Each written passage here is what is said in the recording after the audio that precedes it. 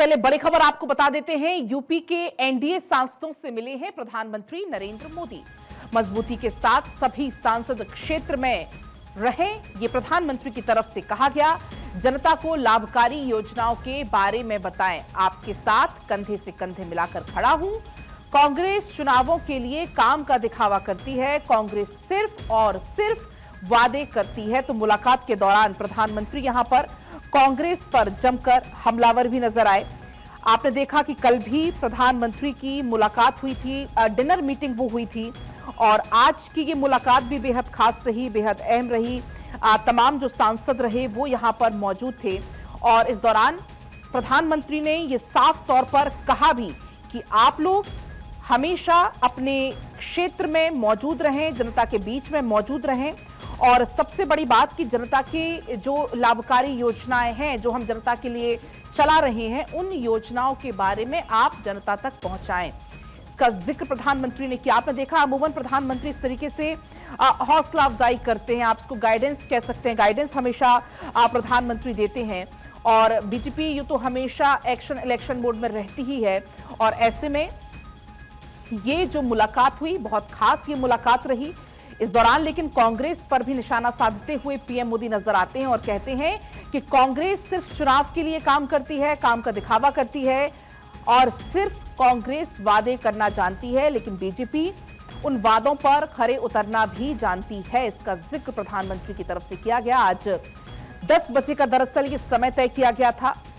10 बजे सभी जो सांसद थे उनसे मुलाकात करनी थी। अक्षय इस वक्त हमारे साथ जुड़ गए हैं। अक्षय, यूपी के एनडीए सांसदों से प्रधानमंत्री ने मुलाकात की, उनकी हौसला अफजाई की, एक तरीके से उनको गाइडेंस भी यहां पर देते हुए नजर आए पीएम। देखिए, महत्वपूर्ण मुलाकात थी, और ये कहा जा सकता है कि यूपी सांसदों के साथ एक तरफ से देखा जाए तो गेट टुगेदर, और साथ ही साथ किस तरह से आने वाले समय में आगे बढ़ा जा सकता है, उस तमाम मुद्दों को लेकर के चर्चा हुई थी। और क्योंकि संगठन में भी फेरबदल होने हैं यूपी में, उसके बारे में भी सलाह मशवरा ऐसा लगता है कि की गई है।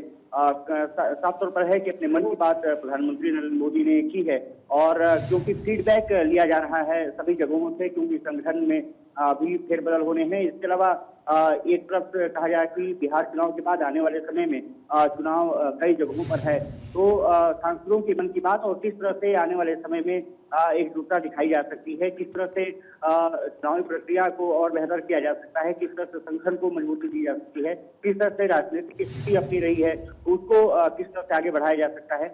इसलिए ये मुलाकात काफी महत्वपूर्ण रही है, और लगभग 1 घंटे के आसपास ये बैठक चली है। ये माना जा रहा है कि जल्द ही, क्योंकि प्रांतीय चुनाव यूपी में भी हो चुके हैं, तो आने वाले समय में जल्द ही प्रदेश अध्यक्ष की घोषणा हो सकती है। खबर निकल के सामने आ रही है कि पंकज चौधरी जो केंद्रीय वित्त राज्य मंत्री हैं, उनको यूपी का अगला प्रदेश अध्यक्ष बनाया जा सकता है। हालांकि और भी नाम कई चल रहे हैं, जिसमें सीएल वर्मा का नाम भी शामिल है। इसके अलावा दिनेश शर्मा जो पूर्व डिप्टी सीएम रहे हैं, उनका भी नाम चल रहा है। साध्वी निरंजन ज्योति जो केंद्रीय मंत्री हैं, उनका भी नाम है। लेकिन पीएम के करीबी पंकज चौधरी माने जाते हैं, ऐसे में उनका नाम क्लियर हो सकता है। लेकिन आज सांसदों की मुलाकात में तमाम मुद्दों पर चर्चा और किस तरह से एकजुटता के साथ आगे बढ़ा जा सकता है।